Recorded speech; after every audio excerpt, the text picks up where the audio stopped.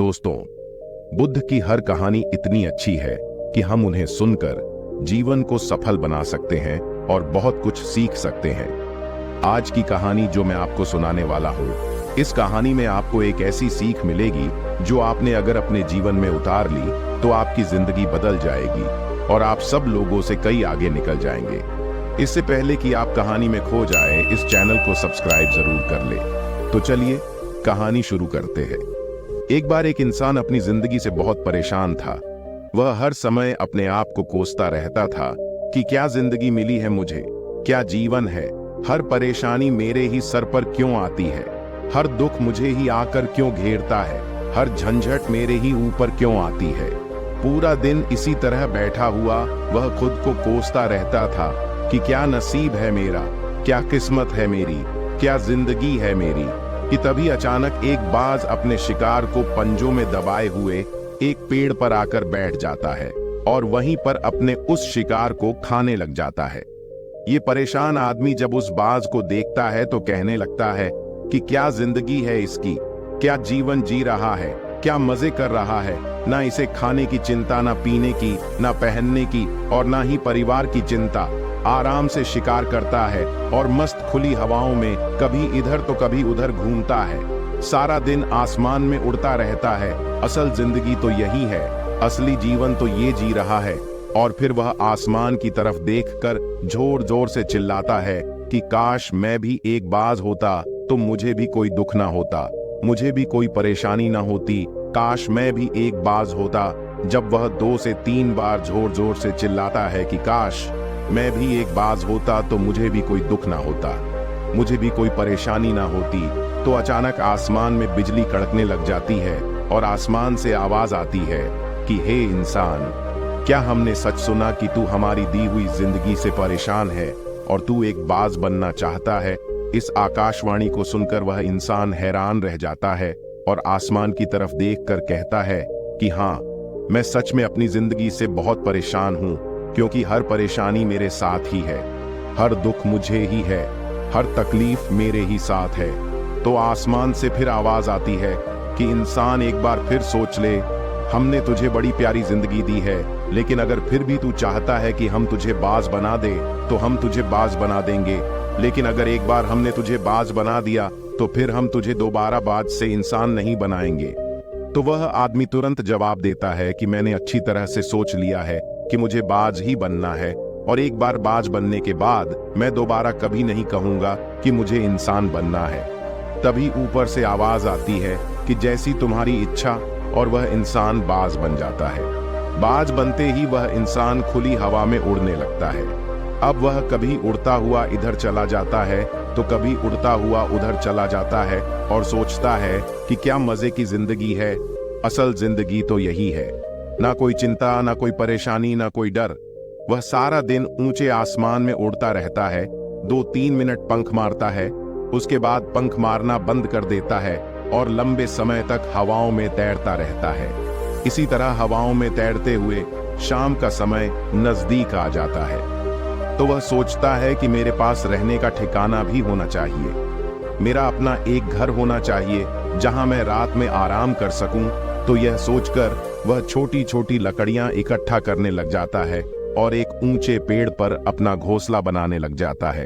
एक एक लकड़ियां इकट्ठा करके वह अपने लिए एक सुंदर सा घोंसला तैयार कर लेता है और रात में उसी में सो जाता है और सोचता है सुबह उठकर शिकार भी करूंगा और सुबह उठकर फिर से मौज मस्ती भी करूंगा, खुली हवाओं में उड़ूंगा। सुबह होते ही वह शिकार की तलाश में निकल पड़ता है।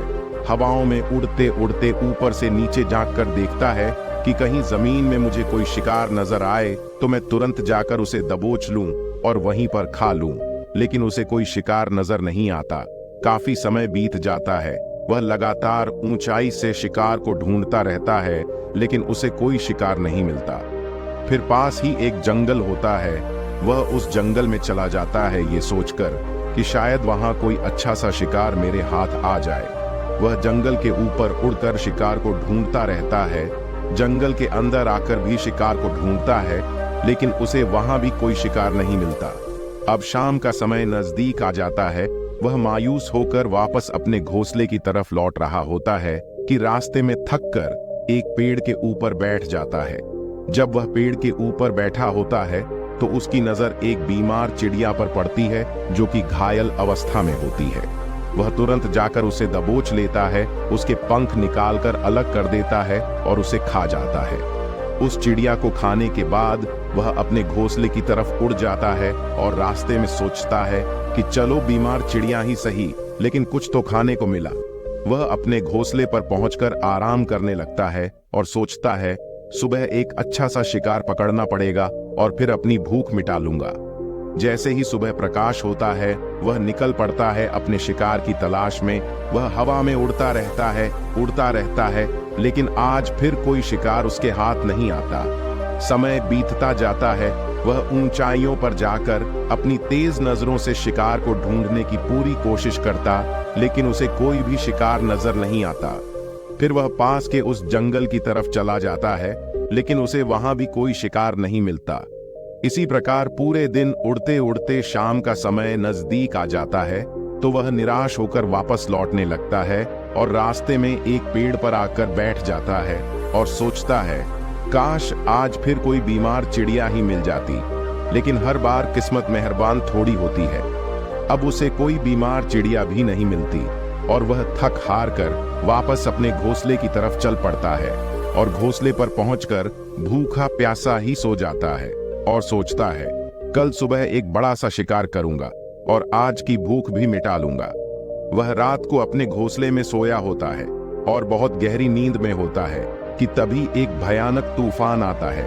इस तूफान की हवा इतनी तेज होती है कि उसके घोंसले को उड़ाकर कोसों मील दूर फेंकती है और घोंसला बर्बाद हो जाता है और भी बाज बुरी तरह घायल हो जाता है। तूफान के रुकने के बाद अचानक बहुत तेज बारिश शुरू हो जाती है, पर वह किसी तरह से पेड़ों के नीचे छुपकर बैठा जाता है और बड़ी मुश्किल से उसकी रात कटती है। जब सुबह होती है तो बारिश रुक जाती है और बारिश के रुकते ही चारों तरफ खुशियां छा जाती है, चारों तरफ हरियाली छा जाती है, नदियां और झरने तेजी से बहने लगते हैं। सब कुछ फिर पहले के जैसा हो जाता है, लेकिन वह बाज अब पहले जैसा नहीं रहा। उसका एक पांव बुरी तरह घायल हो चुका था। उसके पंजे में एक लकड़ी लगी थी जिसकी वजह से उसका पंजा बुरी तरह क्षत विक्षत हो गया था। और मैं आपको बता दूं कि बाज का जो पंजा होता है वह उसके शिकार को पकड़ने के लिए सबसे जरूरी होता है, क्योंकि बाज अपने पंजों से ही अपने शिकार को पकड़ता है और दबोचता है और फिर अपनी चोंच के माध्यम से नोच नोच कर खाता है। लेकिन अब उस बाज का पंजा बुरी तरह से घायल हो चुका था और वह पिछले 2 दिनों से भूखा भी था। वह शिकार की खोज में थोड़ा सा उड़ता है कि शायद फिर कहीं कोई बीमार चिड़िया ही उसे मिल जाए, लेकिन कहां बार बार कोई बीमार चिड़िया मिलने वाली थी। वह कुछ देर तक उड़ता है, लेकिन फिर भूख और दर्द के मारे थक कर एक पेड़ पर आकर बैठ जाता है। वह पेड़ पर आकर बैठ तो जाता है, लेकिन उसे पता नहीं था कि वहां एक और मुसीबत उसका इंतजार कर रही है। और वह मुसीबत यह थी कि 800 कौओं का एक झुंड मिलकर उसे परेशान करने में लग जाता है और वह उसके ऊपर आकर उसके घाव में चोंच मारने लग जाते हैं। उन्हें भी पता चल जाता है कि यह बाज घायल है और भूख की वजह से कमजोर भी है। वह बाज उनसे बचने के लिए थोड़ा सा उड़ता है और फिर पेड़ पर जाकर बैठ जाता है और उनसे पीछा छुड़ाने का प्रयास करता है, लेकिन वह फिर उसके पीछे आ जाते हैं। तो फिर वह उड़कर थोड़ी दूर चला जाता है, लेकिन कौओं का समूह उसका पीछा नहीं छोड़ता और बार बार उसके पास आकर उसे परेशान करते हैं। कौवे अक्सर बाज के साथ ऐसा करते हैं, लेकिन फिर बाज भी उनके साथ एक खेल खेलता है। जब कौवों का झुंड बाज को परेशान करता है और उनका पीछा नहीं छोड़ता, तो बाज हवा में सीधी उड़ान भरने लग जाता है। वह तेजी से सीधा ऊपर की ओर उड़ने लग जाता है। कौवे भी उसके पीछे होते हैं, लेकिन कुछ देर तक उड़ने के बाद कौवे ऐसी ऊंचाई पर पहुंच जाते हैं जहां पर उन्हें ठीक से ऑक्सीजन मिलनी बंद हो जाती है। उनका दम घुटने लग जाता है, उनकी सांस रुकने लग जाती है, तो फिर वह वहां से ऊपर नहीं जा पाते।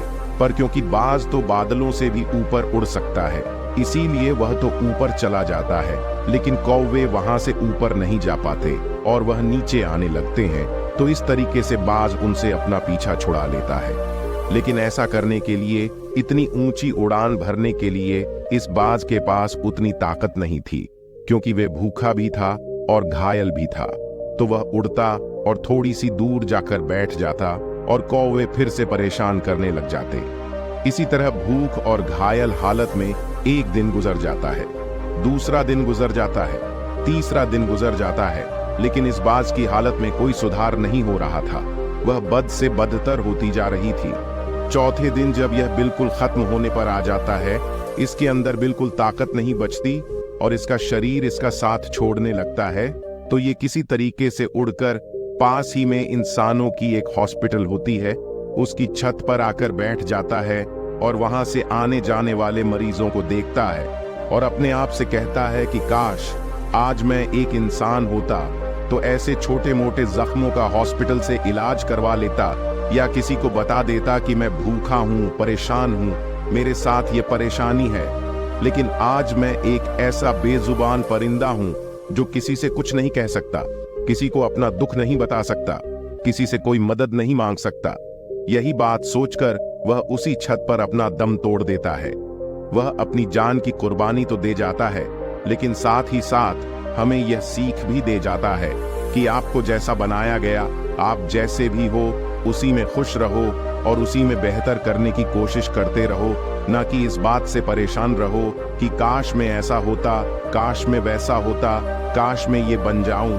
आपको जैसा भी बनाया गया है, आप उसी में अपना सर्वश्रेष्ठ करने का प्रयास करते रहो। दोस्तों, ये कहानी तो काल्पनिक है, लेकिन हमें जीवन का एक बहुत ही महत्वपूर्ण नियम सिखा कर जाती है कि हम जैसे भी हैं अच्छे हैं, बस हमें उसी में अपना सर्वश्रेष्ठ करने का प्रयास करते रहना चाहिए। दोस्तों, कैसी लगी आपको ये कहानी? कमेंट बॉक्स में लिखकर जरूर बताएं, और अच्छी लगी हो तो चैनल को सब्सक्राइब जरूर कर ले आगे, और ऐसी मोटिवेशनल स्टोरी आपको सुनाता रहूंगा। तो मिलते हैं अगली कहानी में, तब तक के लिए अपना ख्याल रखिए।